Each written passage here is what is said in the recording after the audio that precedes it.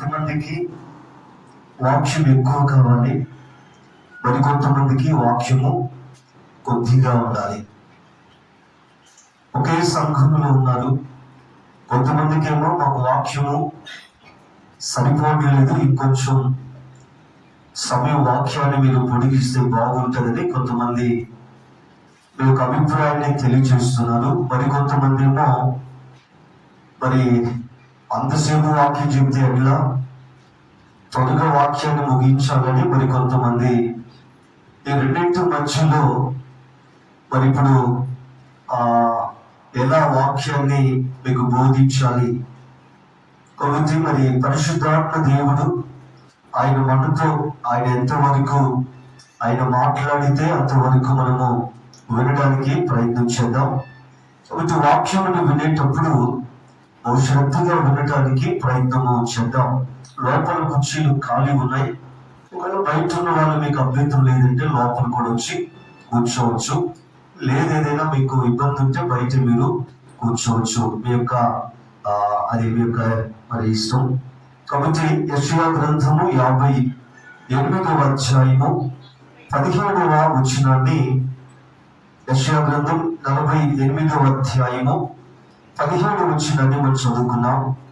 యెషయా ప్రవక్త ఇక్కడ ప్రవచిస్తూ యెహోవా ఈలాగు సెలవిచ్చుచున్నాడు, నీకు ప్రయోజనము కలుగునట్లు నీ దేవుడనైన యెహోవానకు నేనే నీకు ఉపదేశము చేయుదును, నీవు నడవవలసిన త్రోవను నిన్ను నడిపించుదును.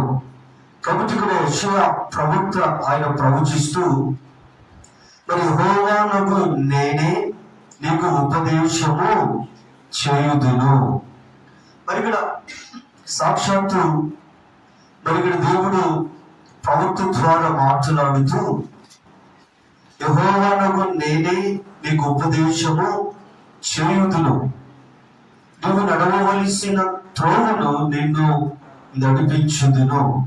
కాబట్టి ఇక్కడ దేవుడు అంటున్న మాట, నేనే నీకు ఉపదేశము చేయుదును, నీవు నడవవలసిన త్రోవను నిన్ను నడిపించుదును. నా ప్రియ సహోదరుడా సహోదరి, ఈ ఉదయకాలం మన ధ్యానాంశం ఏంటంటే దేవుని ఉపదేశము త్రోవను నడిపించును. దేవుని ఉపదేశము త్రోవను నడిపించును. మరి ఇక్కడ దేవుడు సాక్షాత్తు దేవుడే ఆయన ఉపదేశం చేస్తున్నాడు.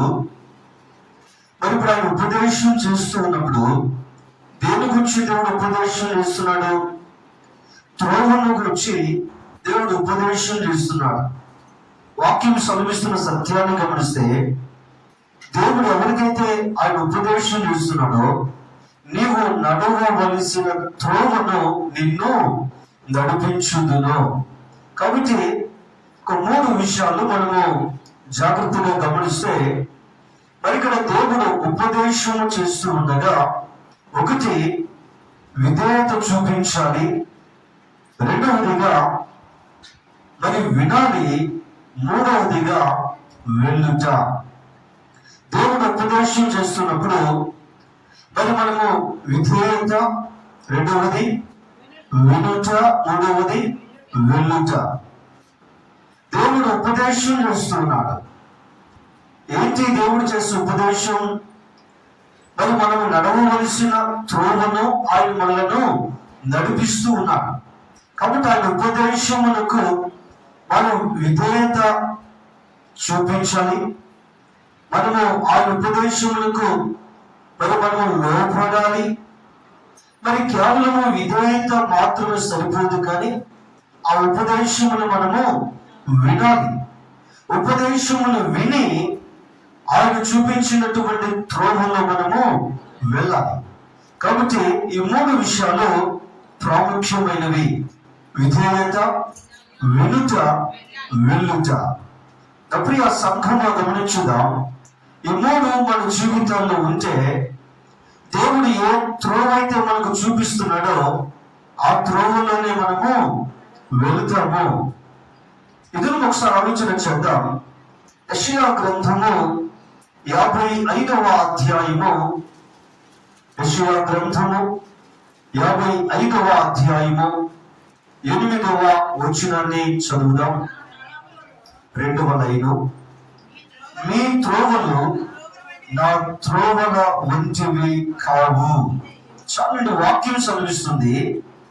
యెషయా ప్రవక్త ప్రవచిస్తూ 55వ అధ్యాయం 8వ వచనంలో మీ త్రోవలు నా త్రోవల వంటివి కావు. సాక్షాత్తు దేవుడు ఆయన ప్రవక్త ద్వారా మాట్లాడుతూ చక్కటి మాటలు ఇక్కడ మనం గమనిస్తున్నాం. మీ త్రోవలు నా త్రోవల వంటివి కావు. కాబట్టి ఇక్కడ మరి 2 రకాల త్రోవలు మనకు కనబడుతున్నాయి. ఒకటి మరి మనకు తెలిసినటువంటి త్రోవ, రెండవది దేవుడు మనకు చూపించే ఉపదేశము చేసే త్రోవ. మరి ఇక్కడ దేవుని వాక్యం ఏమిటి సెలవిస్తుందంటే, మీ త్రోవలు నా త్రోవల వంటివి కావు. అంటే మన త్రోవలు వేరు. మన త్రోవలు అవి వాక్యానుసారము కాదు. అవి వాక్యానికి మరి చెందినటువంటివి కాదు. లేఖన ఆధారము లేనటువంటి త్రోవలు.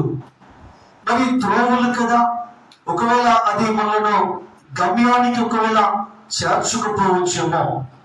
కానీ ఇక్కడ దేవుని వాక్యం సెలవిస్తుంది, మరి మీ త్రోవలు నా త్రోవల వంటివి కాదు. కాబట్టి దేవుని త్రోవలు వేరు, మన త్రోవలు వేరు. యెషయా గ్రంథంలో 51వ అధ్యాయము 10వ వచనాన్ని మనము గమనిస్తే, అగాధ జలములు గల సముద్రమును ఇంకుపో చేసిన వాడువు నీవే కదా, విమోచింపబడిన వారు దాటిపోవునట్లు సముద్ర అగాధ స్థలములను త్రోవగా చేసిన వాడువు నీవే కదా. కాబట్టి వాక్యం సెలవిస్తుంది, సముద్ర అగాధ స్థలములను త్రోవగా చేసిన వాడువు నీవే కదా. దేవుడు ఐగుప్తులో నుంచి మోషే గారి నాయకత్వంలో దేవుడు ఇశ్రాయేలును విమోచించి వాగ్దాన దేశమునకు దేవుడు వారిని అరణ్యములో నడిపిస్తున్నప్పుడు, వారు ఐగుప్తు దేశమును విడిచి అరణ్య మార్గములో వారు వాగ్దాన దేశమును స్వతంత్రించుకున్నట్టుకు వారు బయలుదేరి వెళుతున్నారు. వారు బయలుదేరి వెళుతూ ఉండగా మరి ఎదురుగా ఎర్ర సముద్రం ఉంది. వారి యొక్క దారికి, వారి త్రోవలో మరి వారి త్రోవకు అడ్డుగా ఎర్ర సముద్రం వచ్చింది. సరే, వెనుతిరిగి వెళదామంటే వెనుక మరి ఇక్కడ మహారౌద్రుడిగా చాలా కోపముతో ఫరో తన సైన్యమును ఆయన తీసుకొని మరి ఇశ్రాయేలీయులను వెంబడిస్తూ ఉన్నాడు.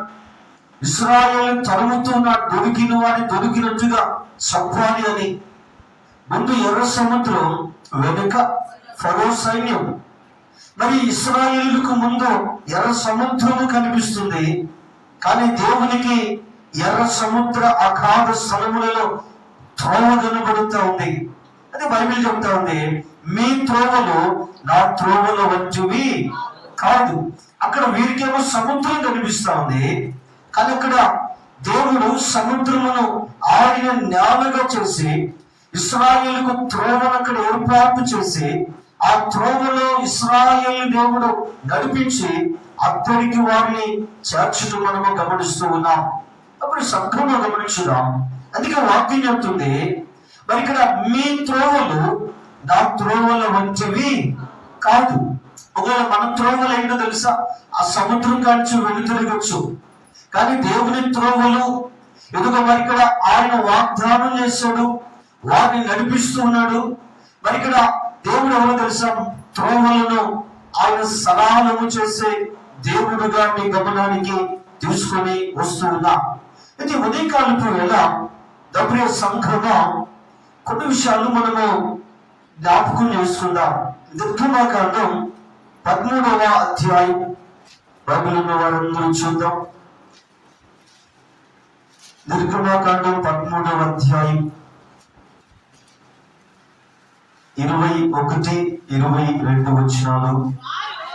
వారు పగలు రాత్రియు ప్రయాణము చేయునట్లుగా యెహోవా త్రోవలో వారిని నడిపించుటకై పగటి వేళ మేఘ స్తంభములను వారికి వెలిగించుటకు రాత్రి వేళ అగ్ని స్తంభములను ఉండి వారికి ముందుగా నడుచుచు వచ్చెను. ఆయన పగటి వేళ మేఘ స్తంభమునైనను రాత్రి వేళ అగ్ని స్తంభమునైనను ప్రజల ఎదుట నుండి తొలగింపలేదు. చల్లటి వాక్యము సెలవిస్తుంది. మరి నేను ఉపదేశము చేయుదును, నీవు నడవవలసిన త్రోవను నిన్ను నడిపించుదును.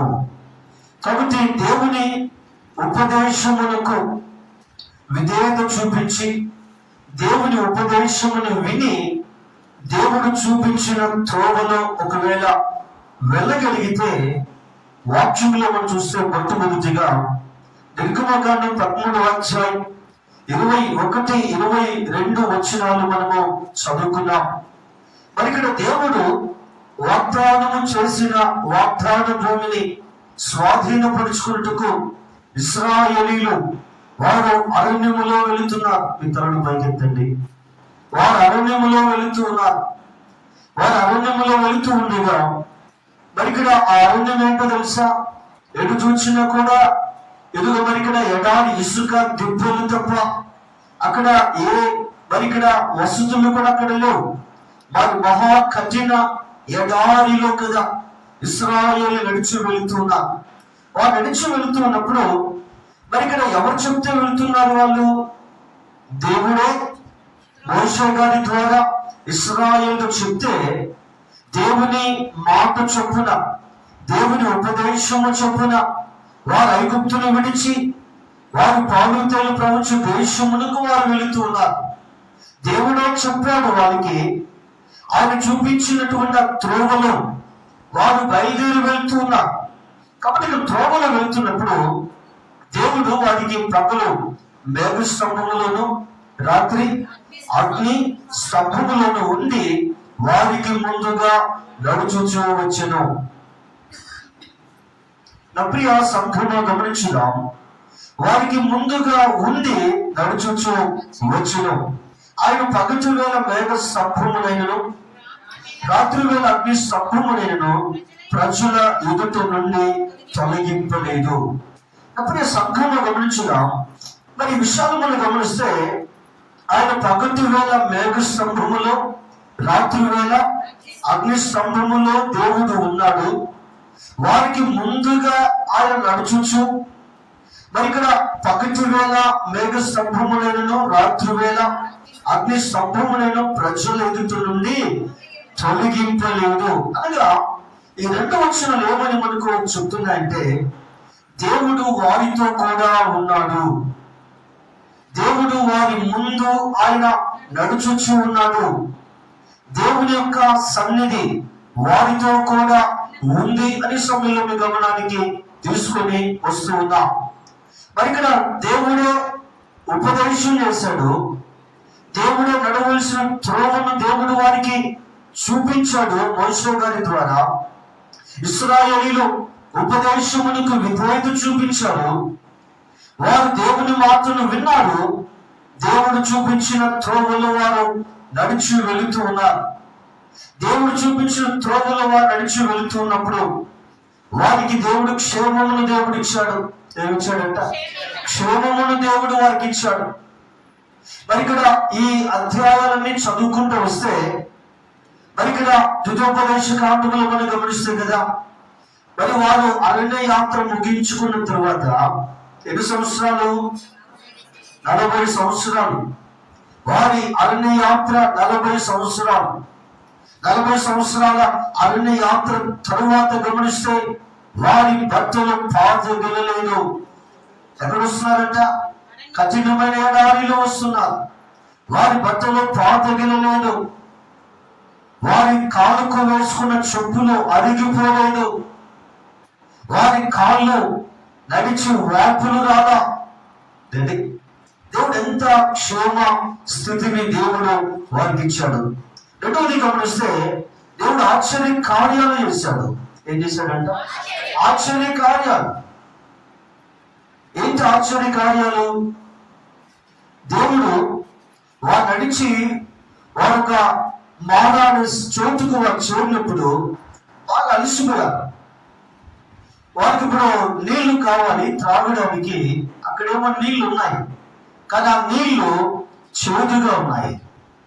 మరి ఇప్పుడు ఇశ్రాయేలీయులు మోషే గారి దగ్గరికి వచ్చి సడిగినప్పుడు, మోషే గారు దేవుని సన్నిధిలో మోకరించి మొరపెట్టినప్పుడు దేవుడు మోషే గారితో చెబుతున్న మాట, ఆ చెట్టు కొమ్మను నరికి ఆ నెలల్లో వేయమంటున్నాడు. సరే ఏంటంట? చెట్టు కొమ్మను నరికి నెలల్లో వేయమంటున్నాడు.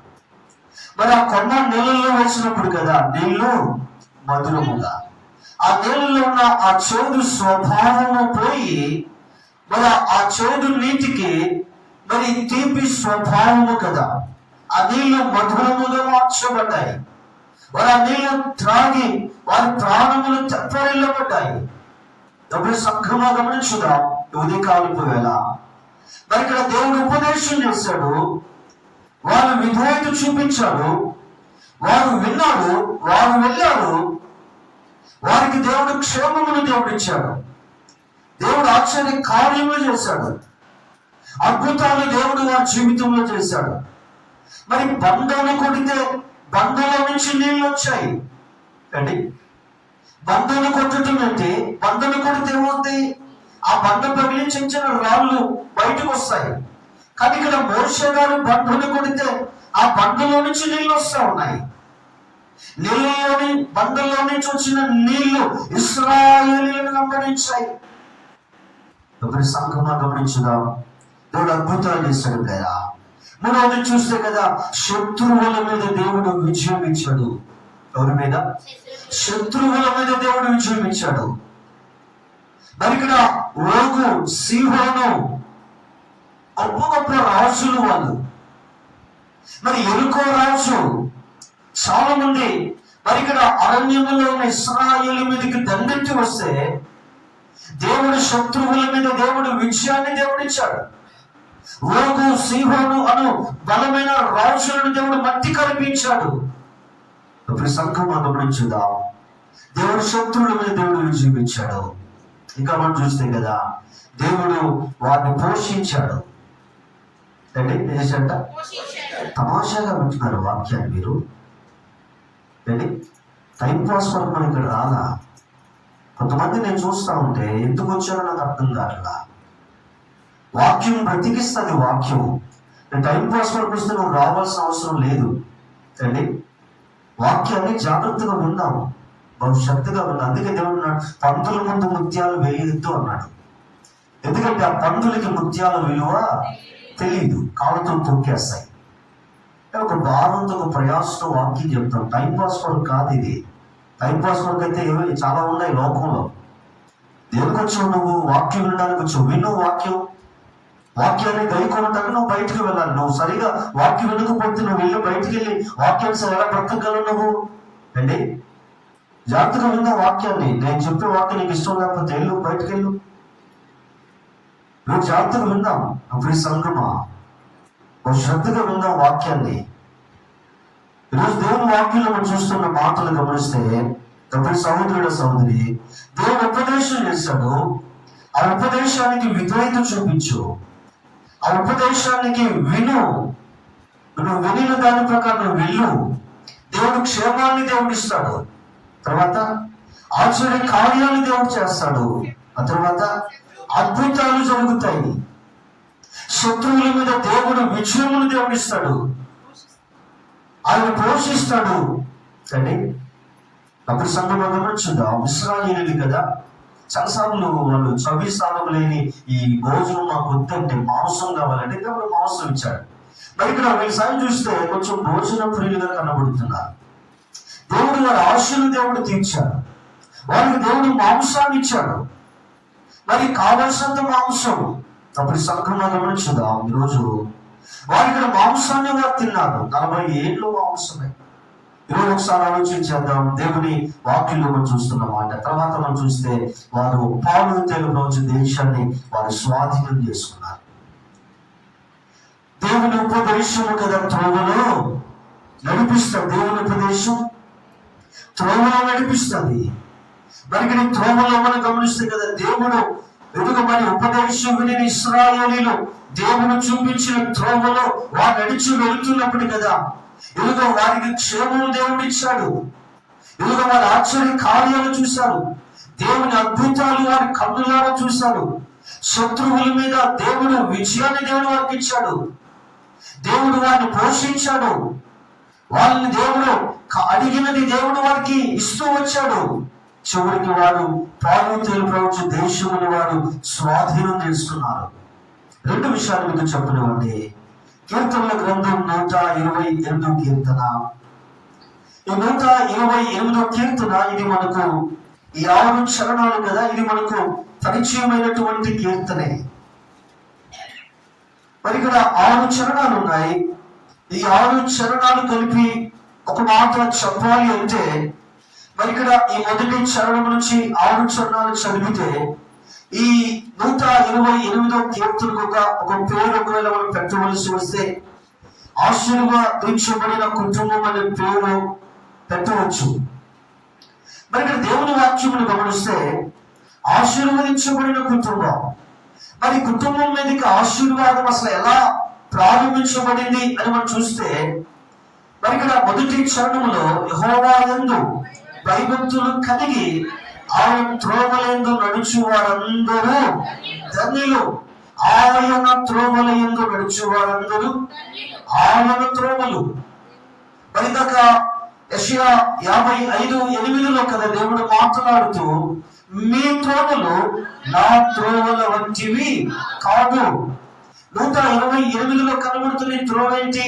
ఆయన త్రోవలందు నడుచు వారందరూ ధన్యులు. ఏ కుటుంబం అయితే, ఏ కుటుంబ యజమానుడైతే, ఆ కుటుంబంలో ఉన్న పెద్ద ఎవరైతే ఉన్నారో వారు దేవుని త్రోవలందు నడిచినప్పుడు, దేవుని త్రోవలందు నడవాలంటే దానికంటే ముందు దేవుడు ఏం చేస్తున్నాడంట? ఉపదేశం చేస్తున్నాడు. ఉపదేశములకు ఏముండాలా? విధేయత, వినుట, వెళ్ళుట. ఈ 3 ఉంటే నీ కుటుంబ జీవితంలో, నీ కుటుంబం ఏ కుటుంబం? ఆశీర్వదించబడిన కుటుంబం. ఎవరి వలన? యెహోవా వలన ఆశీర్వదించబడిన కుటుంబం. అప్పుడు ఈ సంఘంలో గమనించుదాం. మరి ఇక్కడ ఆయన త్రోవలందు నడుచు వారందరూ ఎవరంట? ధన్యులు. ఆయన త్రోవల్లో ఏ వ్యక్తి, ఏ కుటుంబం అయితే, ఏ సంఘం అయితే నడుస్తుందో వారు ధన్యులు అని దేవుని వాక్యం సెలవిస్తుంది. వాక్యం ఒకటి చెప్తా ఉంటది, మనం ఇంకొకటి చూస్తూనే ఉంటాం. మరి ఇక్కడ దేవుడేమో ఒకటి చెయ్యి అంటే మనమేమో ఇంకొకటి. యోనా ప్రవక్తను దేవుడు నినివేకు వెళ్ళు అంటే ఆయనేమో తర్షీషుకు వెళుతూ ఉన్నాడు. ఈరోజు ఒకసారి ఆలోచించేద్దాం. కొన్నిసార్లు మన యొక్క జీవితంలో దేవుని మాట కంటే ఈ లోక మర్యాదను ఎక్కువగా పాటిస్తూ ఉన్నాం. దేవుని మాట కంటే లోక మర్యాదను పాటిస్తూ ఉన్నాం.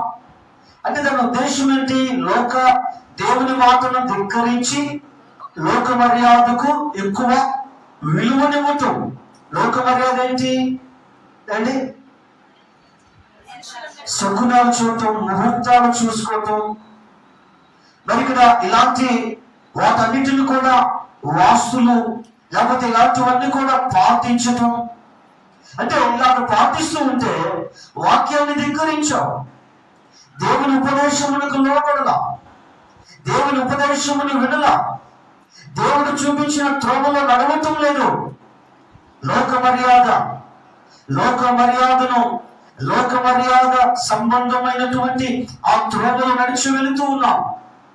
ఈరోజు ఆలోచించేద్దాం. ఈరోజు లోక మర్యాద అనుసరించే వాళ్ళు ఒకవేళ బహుశా మీరు సంఘంలో క్రైస్తవులు అని బహుశా గుర్తింపు ఉంటే ఉండనివ్వండి. ఒకవేళ సమాజంలో మీరు క్రైస్తవులన్న గుర్తింపు ఉందేమో ఉండనివ్వండి. ఒకవేళ మిమ్మల్ని చూసిన వాళ్ళు మీరు క్రైస్తవులు అని అనుకుంటారేమో, అనుకోనివ్వండి. కానీ బైబిల్ దేవుడు ఎప్పటికీ మిమ్మల్ని లోక మర్యాద అనుసరించేవారి, లోక మర్యాద అనుసరిస్తూ లోక సంబంధమైన త్రోవలు నడిచేవారి క్రైస్తవులు ఎప్పుడు బైబిల్ పరిగణలోకి తీసుకోదు. ఆలోచించేద్దాం నా ప్రియ సహోదరుడు సహోదరి.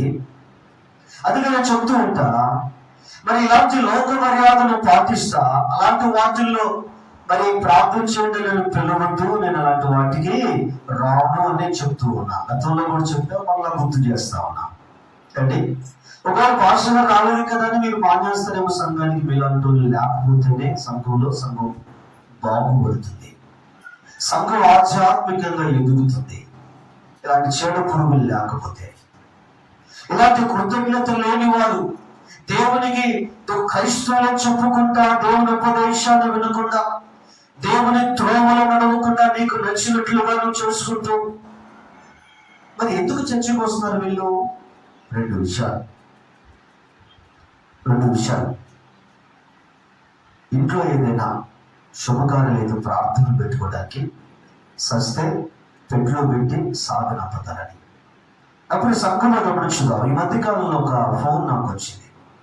అయ్యా ఫలానా చనిపోయారు, మీరు వచ్చి సమాధి కార్యక్రమం చేయాలన్నారు. ఏంటయ్యా అంటే బాప్తిస్మం తీసుకుంది అన్నారు.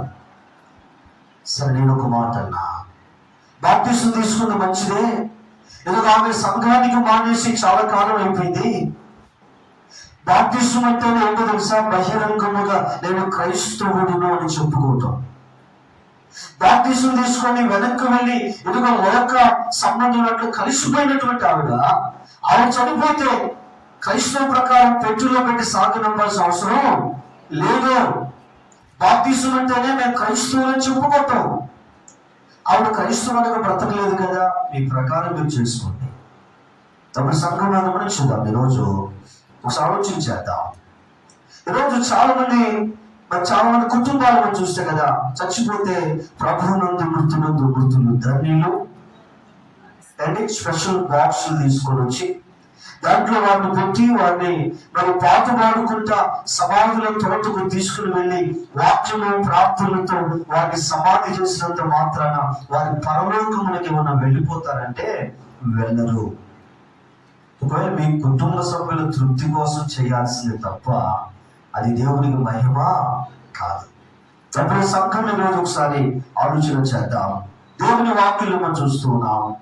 మరి ఇక్కడ దేవుని ఉపదేశము విని ఆయన త్రోవలు ఎవరైతే నడుస్తారో ఆ కుటుంబము ఆశీర్వదించబడిన కుటుంబం.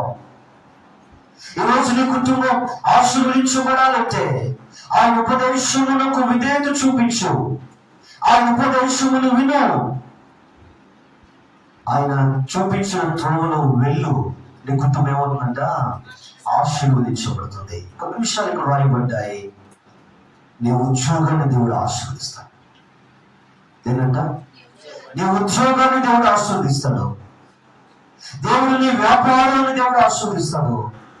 దేవుడు నీ చేతుల కష్టార్జితమును దేవుడు ఆశీర్వదిస్తాడు. నువ్వు ఏ పని చేస్తున్నావో అది చిన్నదో పెద్దదో, నీ పనిని దేవుడు ఆశీర్వదిస్తాడు. నీ లోగిటిలో నీ భార్యను దేవుడు ఆశీర్వదిస్తాడు. నీ పిల్లలను దేవుడు ఆశీర్వదిస్తాడు. నీ పిల్లలను దేవుడు ఆశీర్వదిస్తాడు.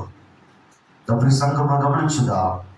మరి ఎన్ని ధన్యతలు, ఎన్ని ఆశీర్వాదాలు ఉన్నాయి ఎక్కడంట? ఆయన త్రోవలు ఎంతో నడిచినప్పుడు.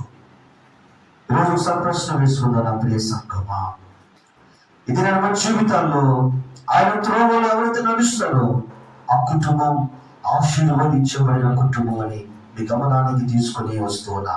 అలాగే మూడవదిగా అపోస్తుల కార్యముల గ్రంథము 8వ అధ్యాయము 31వ వచనాన్ని చదువుదాం. అపోస్తుల కార్యముల గ్రంథం 8వ అధ్యాయం 30. ఎవడైనను నాకు త్రోవ చూపకుంటే నేను ఎలాగూ గ్రహింపగలనని చెప్పి రథమెక్కి తనతో కూర్చుండమని పిలుపును వేడుకొని ఉంచాలండి. మరి ఈ సన్నివేశం మనకు అందరికీ కూడా పరిచయమైనదే.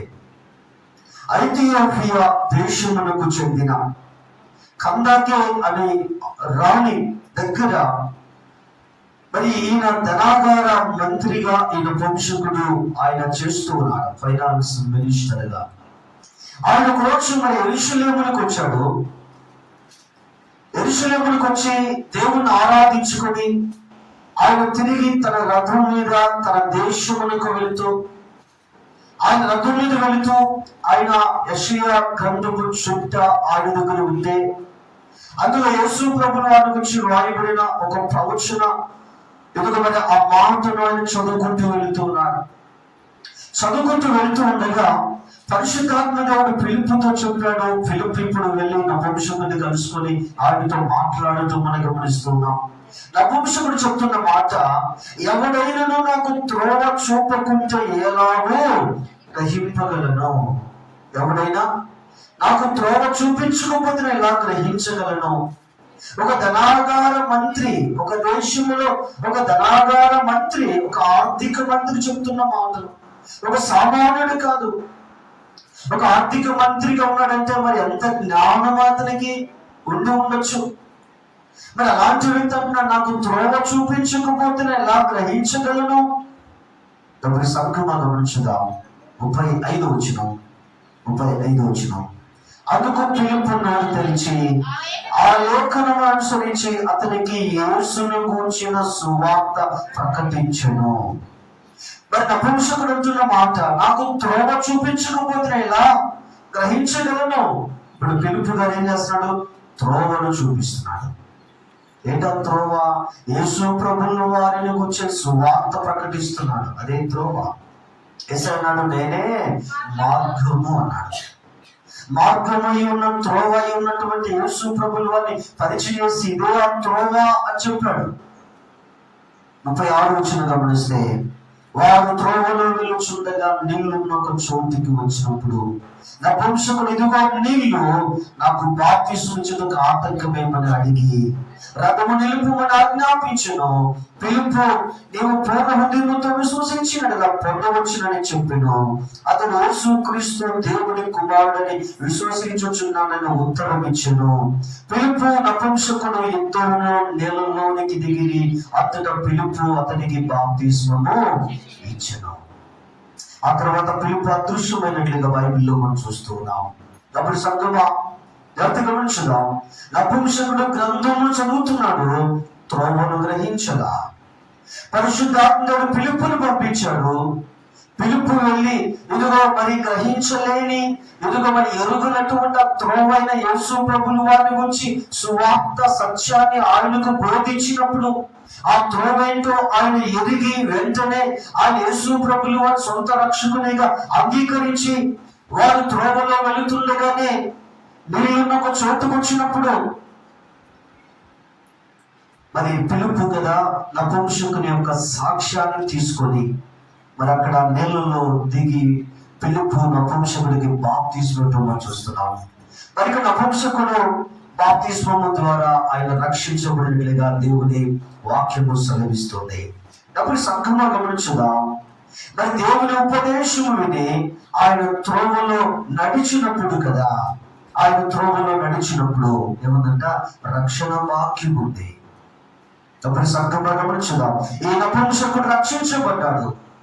రక్షించబడిన వ్యక్తి ఎదుగు మరి ఇక్కడ తన రథం మీద వెళుతూ ఉన్నాడు. అక్కడ 39వ వచనం గమనిస్తే, వారి నెలల్లో నుండి వెడలి వచ్చినప్పుడు ప్రభు ఆత్మ ఫిలిప్పును కొనిపోయిను. నపుంసకుడు సంతోషించుచు తన త్రోవను వెళ్ళెను. నపుంసకుడు సంతోషిస్తా ఉన్నాడు. అప్పుడు సంఘంలో గమనించుదాం. ఇది ఒకసారి ఆలోచించేద్దాం. దేవుని ఉపదేశము విని ఆయన త్రోవను నడిచినప్పుడు కదా ఏమో తెలుసా? రక్షణ ఉంది, సంతోషం ఉంది, సమాధానం ఉంది. ఇంకొక మాట ఏంటో తెలుసా? మీకు నపుంసకుడు వెళ్ళి ఆయన ఆసియా ఖండములో ప్రప్రథమ సువార్తికులలో ఆయన కూడా ఒకడు. ప్రప్రథమ సువార్తికుల్లో ఈ నపుంసకుడు కూడా వెళ్ళి ఆసియా ఖండమును వెలిగించాడు. ఆసియా ఖండమును సువార్తతో నింపాడు. అప్పుడు సంఘం ఈరోజు ఒకసారి ఆలోచన చేద్దాం. ఇది నాన్న ఆయన ఉపదేశం విని ఆయన త్రోవలో నడుచువాడు కదా, వారు రక్షించబడిన వారు. మరి ఇక్కడ వారు మారు మనసు పొందుతున్నారు. వారు ఎదుగు రక్షించబడుతున్నారు, వారు సంతోషాన్ని అనుభవిస్తున్నారు, వారు వెళ్ళి సువార్తను ప్రకటిస్తున్నారు. మరి నువ్వు ఏ త్రోవలో నడుస్తున్నావు? ఆయన ఉపదేశం విని దేవుని ఉపదేశం చేస్తున్నాడు. విధేయత, వినుట, వెళ్ళుట. విధేయత నీకుండాలి, వినాలి, వెళ్ళాలి. ఈరోజు నువ్వు మారు మనసు పొందావు, నువ్వు నీటి బాప్తిస్మంతో రక్షించబడ్డావు. రక్షించబడిన నీవు సంతోషిస్తూ ఉన్నావు. సంతోషిస్తున్న నీవు ఎందుకు రక్షణను బట్టి, రక్షకుడైన యేసును బట్టి సంతోషిస్తున్నావు. ఎంతో మంది ఈ సంతోషం లేని వారు నీ బంధువుల్లో ఉన్నారే, నీ ఇరుగు పొరుగు వాళ్ళు ఉన్నారే. నా పురుషకుడు వీళ్ళ ఆశయ కందముల సువార్త చెప్తుంటే ఎందుకో నీ వీధిలో ఉన్న వారికి నువ్వు సువార్త చెప్పలేవా? నీతో కలిసి ఉద్యోగం చేసే వారికి సువార్త చెప్పలేవా? నీతో కలిసి పని చేసుకునే వారికి సువార్త చెప్పలేవా? ప్రతి సంఘం ఈరోజు ఒకసారి ఆలోచన చేద్దాం. 4 విషయాలు మీతో చెప్పడం ఉంది. మార్కు సువార్త 10వ అధ్యాయం. ఇంత త్వరగా నేను ముగించడానికి ప్రయత్నం చేస్తాను. మార్కు సువార్త 10వ అధ్యాయం. మరి ఇక్కడ ఈ వచనము కూడా మనకు తెలిసిందే. 46 నుంచి 52 వరకు మీ తర్వాత ఆసక్తి కలిగిన వారు చదవండి. మార్కు సువార్త 10వ అధ్యాయం 46 నుండి 50 మరి చివరి వరకు. మరి ఆ వచనాలు మీరు ఇంటికి వెళ్ళిన తర్వాత మార్కు సువార్త 10వ అధ్యాయం 46వ వచనం నుండి 52వ వచనం వరకు మీ తర్వాత చదివితే ఇక్కడ మరి దేవుని వాక్యం మనం చూస్తే మరి ఇక్కడ ఎరుకో పట్టణం మనకు వచ్చింది. ఆయన దేవుని వాక్యం చూస్తే రాయబడిన మాట, తిమయి కుమారుడు బర్తిమయ్యను గుడ్డి భిక్షకుడు త్రోవ ప్రక్కన కూర్చుండెను. అంటే తిమయి కుమారుడు బర్తిమయి మరి గుడ్డివాడు ఉన్నాడు, త్రోవ ప్రక్కన కూర్చున్నాడు. ఎక్కడ కూర్చున్నాడంట? త్రోవ ప్రక్కన కూర్చున్నాడు. 52 వచనం. అందుకు యేసు, నీవు వెళ్ళుము, నీ విశ్వాసం నేను స్వస్థపరిచినని చెప్పాను. వెంటనే వాడు త్రోవను ఆయన వెంట చూపు పొంది వెళ్ళాను. మరి గుడ్డివాడుకున్నాడు, త్రోవ ప్రక్కన కూర్చున్నాడు. మరి ఇక్కడ కన్నులు కనబడిన వాడుకున్నాడు. త్రోవ ఏంటో తెలియదు, ఎటు వెళ్ళాలో తెలియదు. మరి త్రోవ గమ్యాన్ని చేరుస్తుందో లేదో తెలియదు. త్రోవ ప్రక్కన కూర్చో ఉన్నాడు. మరి అంధుడిగా ఉన్నాడు. యేసు అదే దారిలో వెళుతూ ఉన్నాడు. ఆయన అడిగాడు, ఏంటి ఈ జన సమూహములు నచ్చరేడని యేసు ఈ దారిలో వెళ్తున్నాడని చెప్తే ఆ గుడ్డివాడు కేకలు వేస్తున్నాడు. బర్తిమయి, దావీదు కుమారుడా యేసు కరుణించని కేకలు వేస్తున్నాడు. దేవుడు ఆయన ఆగి పిలవటం, ఆయనతో మాట్లాడటం, ఇవన్నీ మనం చూస్తా ఉన్నాం. మరి ఇక్కడ ప్రాముఖ్యమైన మాట ఏంటంటే తెలుసా?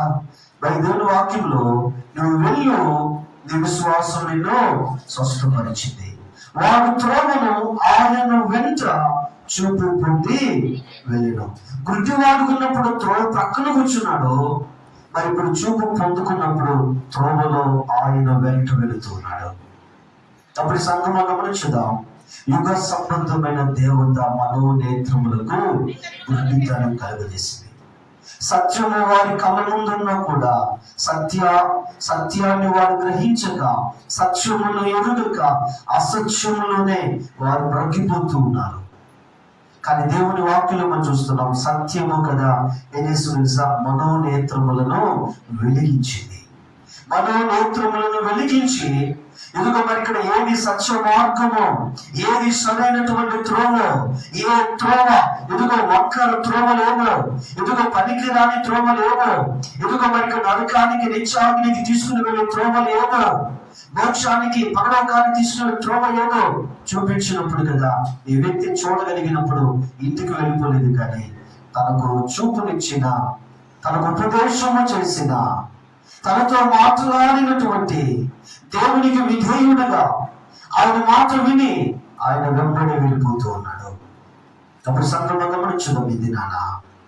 మరి గుడ్డివాడుగా త్రోపక్కున్నాడు, ఇప్పుడు చూడగలిగిన వాడుగా ఆయన వెంబడి నడుస్తున్నాడు. ఈరోజు మన జీవితాన్ని జ్ఞాపకం చేసుకుందాం. ఈరోజు మరి ఇక్కడ మన జీవితాలు దేవుని ఉపదేశము కదా ఏం చేస్తుంది? త్రోవను నడిపిస్తుంది. త్రోవ అంటే దేవుడే త్రోవ కాబట్టి ఆయన మనం ఏం చేయాలా? వెంబడించాడు. గుడ్డివాడు ఆయన చూపు పొందుకున్న తర్వాత వెంబడించాడు లేదా?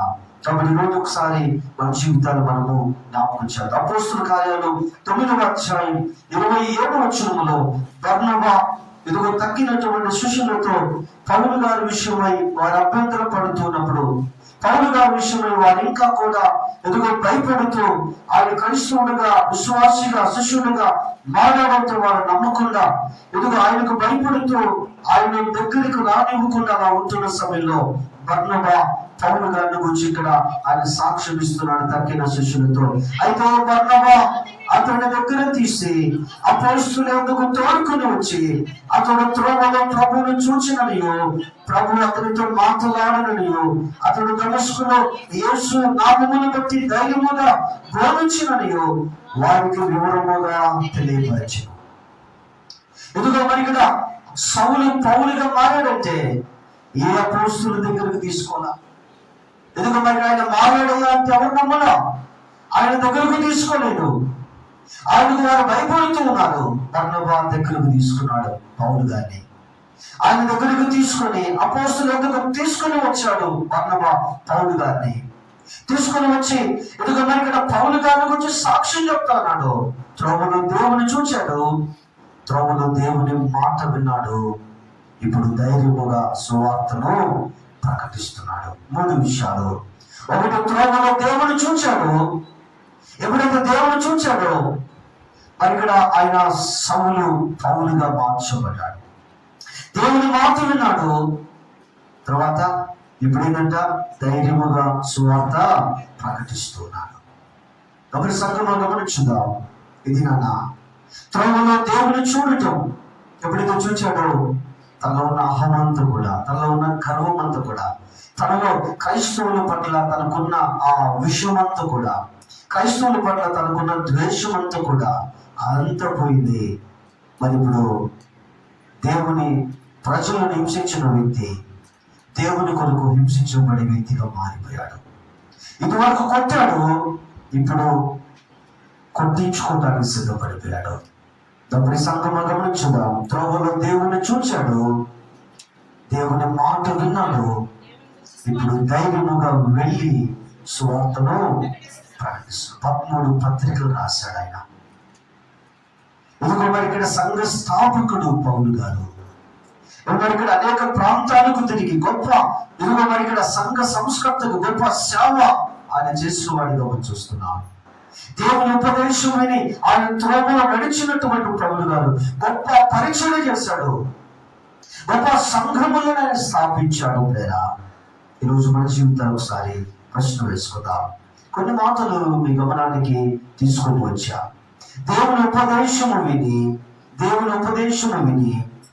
మరి ఇక్కడ దేవుని ఉపదేశములకు విధేయత చూపించి దేవుని ఉపదేశమును విని వెళ్ళినప్పుడు మరి ఇక్కడ కొన్ని విషయాలు మనం చూచాం. దేవుడు మరి ఇశ్రాయేలు జీవితాల్లో క్షేమాన్ని ఇచ్చాడు. వారి జీవితంలో దేవుడు ఆశ్చర్య కార్యాలు అద్భుతాలు చేశాడు. శత్రువుల మీద దేవుడు విజయాన్ని దేవుడు ఇచ్చాడు. వాగ్దాన దేశమును దేవుడు వారికి స్వాధీనం చేశాడు. దేవుని ఎదుగు ఉపదేశంలో త్రోవ నడిస్తే కుటుంబాలు ఆస్వాదించబడతాయి. ఉద్యోగాల ఆశీర్వాదం, వ్యాపారముల ఆశీర్వాదం, చేతుల కష్టార్జితములో ఆశీర్వాదం. ఎదుగని పురోగిటని భార్య ఎదుగమరికిన ఫలించు ద్రాక్షావల్లిగా ఉంటుంది. నీ పిల్లలు భోజనము బల చుట్టూ ఒలివ మొక్కల వలె వారు ఉంటారు. ఇదిగో నీ పిల్లలను నువ్వు చూస్తావు. ఆశీర్వాదం. ఆయన ఉపదేశం విని ఆయన చూపించిన త్రోవలో నువ్వు నడవగలిగితే కదా. త్రోవలో ఎవరో తెలుసా? పాప క్షమాపణ ఉంది, రక్షణ భాగ్యం ఉంది, సంతోషం ఉంది, సమాధానం ఉంది, నెమ్మది ఉంది, శాంతి ఉంది. దేవుని కొరకు వెళ్ళి సువార్త చెప్పే భాగ్యం ఉంది. 4 మనం చూసాం. గుడ్డివాడిగా త్రోవ పక్కన కూర్చున్నాడు, ఎక్కడికి వెళ్ళకుండా. ఎప్పుడైతే చూపు పొందుకుని మనో నేత్రములు తెరవబడ్డాయో, సత్యాన్ని ఎప్పుడైతే తెలుసుకున్నాడో, ఇప్పుడు వెళ్ళి ఎదుగు మరి ఇక్కడ త్రోవ అయిన యేసును ఆయన వెంబడిస్తూ ఉన్నాడు. పౌలు గారు కదా త్రోవలో దేవుని చూచాడు, దేవుని మాట విన్నాడు. ఇప్పుడు ధైర్యముగా వెళ్ళి సువార్త ప్రకటిస్తున్నాడు. ఆ క్రమములో ఆయన తల నరకబడింది, హతసాక్షి. డబ్బు సంగమా, కొన్ని మాటలు 5 విషయాలు మనం గుర్తు చేసుకున్నాం. దేవుని ఉపదేశము త్రోవను నడిపిస్తుంది. 3 విషయాలు: విధేయత, వినుట, వెళ్ళుట. విధేయత, వినుట, వెళ్ళుట. సరే, ఇంకొక మాట మీద చెప్పి నేను ముగిస్తా. త్రోవ విడిచిపెట్టడం కారణాలు ఏంటి? త్రోవ తెలుసు, యేసు ప్రభువు వారు తెలుసు, మారు మనసు అనుభవం ఉంది, బాప్తిస్మ అనుభవం ఉంది, సంఘ సహవాసపు అనుభవాలు ఉన్నాయి, ఇవన్నీ ఉన్నాయి. కానీ త్రోవను విడిచిపెట్టేస్తారు. త్రోవను విడిచిపెట్టడానికి కారణాలు ఏంటి? ఒక 3 విషయాలు ముందు చెప్పి నేను ముగించేస్తా. యెషయా గ్రంథం 53వ అధ్యాయం. యెషయా గ్రంథం 53వ అధ్యాయం 5-6 వచనాలు. మన అతిక్రమ క్రియలను బట్టి అతడు గాయపరచబడిను, మన దోషములను బట్టి నలుగుకొట్టబడిను, మన సమాధానార్థమైన శిక్ష అతడి మీద పడెను, అతడు పొందిన దెబ్బల చేత మనకు స్వస్థత కలుగుచున్నది. మనమందరము గొర్రెల వలె త్రోవ తప్పిపోతుంది, మనలో ప్రతి వాడును తనకిష్టమైన త్రోవకు తొలిగెను. యెహోవా మనందరి దోషమును అతని మీద మోపెను. కాబట్టి బైబిల్ చెప్తుంది త్రోవ విడుచుటకు కారణాలు ఏంటంటే, యెషయా గ్రంథం 53:5-6లో మనం గమనిస్తే మన అతిక్రమ క్రియలు. ఏదైతే ఇదిగో మన అతిక్రమములు, మన చేసిన వాక్య విరుద్ధమైనటువంటి ఆ క్రియల వలన ఏమైనాం? త్రోవను విడిచిపెట్టాం. ఇక్కడ అంటూ ఉన్న మాట, ఇక్కడ ఆ రోజు మనమందరము గొర్రెల వలె త్రోవ తప్పిపోతుంది. త్రోవ తప్పిపోవటానికి కారణం అతిక్రమం, పాపం, తర్వాత దోషములు అని దేవుని వాక్యము సెలవిస్తుంది. అలాగే మత్తయి సువార్త 13:4 చూస్తే మరి ఇక్కడ విత్తనములు విత్తుటకు మరి ఆయన వెళ్ళినట్లుగా అక్కడ ఉపమానాన్ని మనం చూస్తూ ఉన్నాం. మత్తయి సువార్త 13:4 వారు విత్తుచుండగా కొన్ని విత్తనములు త్రోవ ప్రక్కన విత్తబడిను,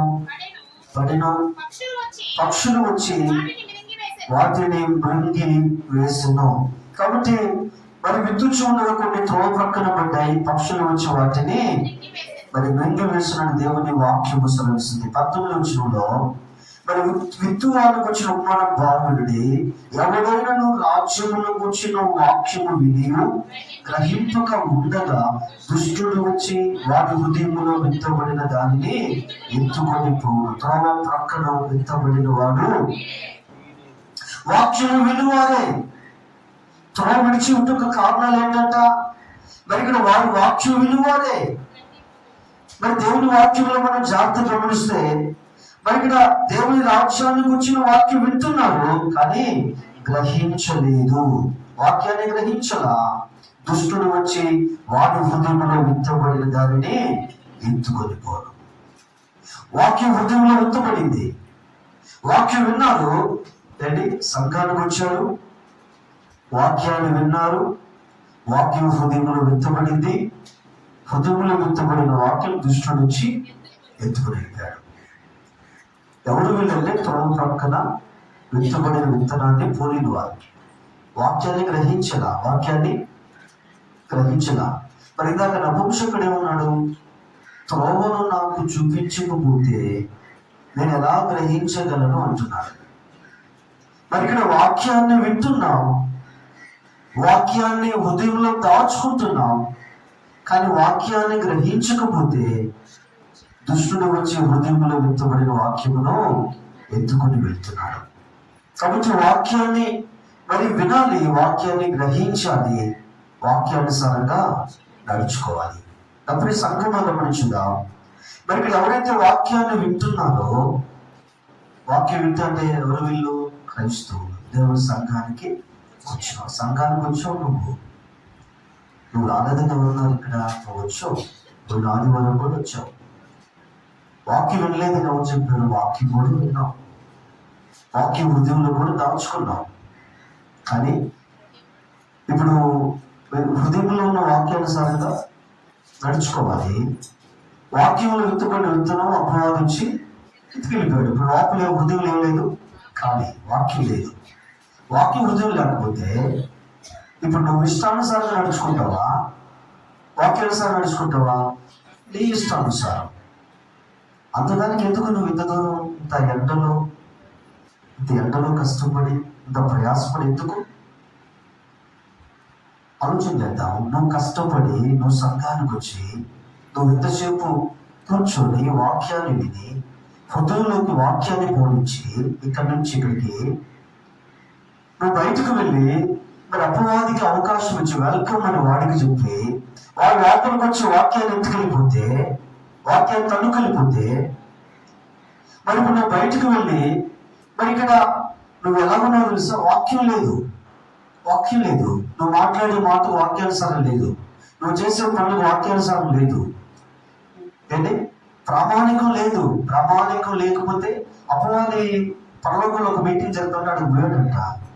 ఎక్కడి నుంచి వచ్చామని దేవుడు అడిగితే నేను అటు ఇటు తిరుగుతూ వచ్చాను, భూమి మీద అటు ఇటు తిరుగుతూ వచ్చాను. అంటే వాడికి ఒక ప్రమాణం లేదు, వాడికి ఒక కొలమానం లేదు, క్రమం లేదు. అప్పుడు సంఘమా, నేను నీకు ఉపదేశం చేస్తా, నువ్వు నడవలసిన మార్గంలో నిన్ను నడిపిస్తా. ఒక క్రమం ఉంది. అప్పుడు సంఘంలో రోజు ఒకసారి ఆలోచన చేద్దాం. మరి ఇక్కడ త్రోవ పక్కన పడిన విత్తనాన్ని పోలిన వారుగా ఉంటే త్రోవను ఏం చేస్తారు?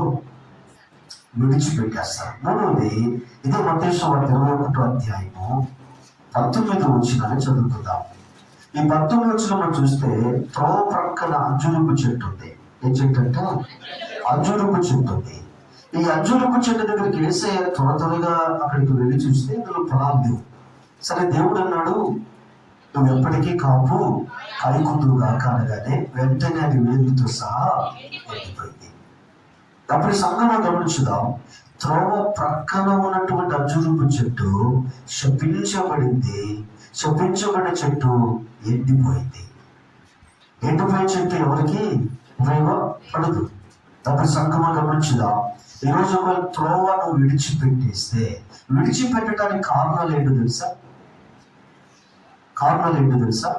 ఒకటి, ఫలాలు ఫలింపకపోవటం. ఏంటంటే ఫలాలు ఫలింపకపోవటం. సంఘానికి వస్తున్నావు, వాక్యం వింటున్నావు, వెనక్కి తిరిగి చూస్తే 40 సంవత్సరాలు నీకున్న క్రైస్తవ అనుభవం, 50 సంవత్సరాలు, 30 సంవత్సరాలు, 20 సంవత్సరాలు అనుభవం ఉంది, సీనియారిటీ ఉంది, ఎవరు ఫలాలు బాగా ఎదిగావు. ఈ అంజూరపు చెట్టు బాగా ఎదిగింది, చాలా పెద్ద చెట్టు, పచ్చటి ఆకులు, ఫలాలు లేవు. అప్పుడు సంఘమా ఆలోచన చేద్దాం. ఫలాలు ఫలింపనందు వలన ఇదేమిటంటే శపించబడింది, ఎండిపోయింది. ఈరోజు ఫలాలు ఫలింపకపోతే వారు త్రోవను ఏం చేస్తారు? విడిచిపెట్టేస్తారు. అప్పుడు సంఘమా, ఫలింపని ప్రతి మంచి ఫలములు ఫలింపని ప్రతి చెట్టు ఏముందంట? అంటే ఇప్పుడే గొడ్డలి చెట్టు వేరు నుంచబడింది. మంచి ఫలములు ఫలింపని ప్రతి చెట్టు నరకబడి అగ్నిలో వేయబడింది. ఎవరు చెప్పారు ఈ మాట? బాప్తిస్మం ఇచ్చు యోహాను గారు చెప్పారు. కాబట్టి ఈరోజు ఒకసారి ఆలోచించేద్దాం. ఈరోజు నువ్వెవరు? నేను నీవే విమర్శించుకో, నేను నీవే పరీక్షించుకో, నేను నీవే పరిశోధించుకో, నేను నీవే శోధించుకో. దేవుని ఉపదేశము త్రోవ నడిపిస్తుంది. దేవుని ఉపదేశము విని దేవుని చూపించిన దేవుని త్రోవలో నడిచే వ్యక్తిగా త్రోవ విడిచి దారి తప్పిన గొర్రె వలె కాపరిని విడిచి ఇదిగో నీకు నచ్చినటువంటి త్రోవలో వెళుతూ ఫలాలు లేని శపింపబడిన అలాంటి వ్యక్తులుగా కుటుంబాలు ఉన్నామా? ఈరోజు ఒకసారి ఆలోచించాక పాపముతో పట్టబడి పాపము వలన వాక్యాన్ని వింటున్నావు కానీ వాక్యాన్ని గ్రహించక వాక్యానుసారమైన అనుభవాలు లేక ఈరోజు దుష్టుడికి వాక్యాన్ని ఎత్తుకెళ్ళిపోమని అవకాశం ఇచ్చి వాడి స్థితిలో ఉన్నావా? ఎవరు నువ్వు? త్రోవను నడిచే వ్యక్తివా? త్రోవను విడిచి తిరిగే వ్యక్తివా? నువ్వెవరు? త్రోవలో నడిచే వ్యక్తివైతే ఒకరోజు ఆ త్రోవ గమ్యం ఏంటో తెలుసా? పరలోకం. ఒక త్రోవ విడిచి తిరిగితే దానికి కూడా గమ్యం ఉంది, అది నరకం. త్రోవ వచ్చుదాం, ప్రార్థన చేద్దాం.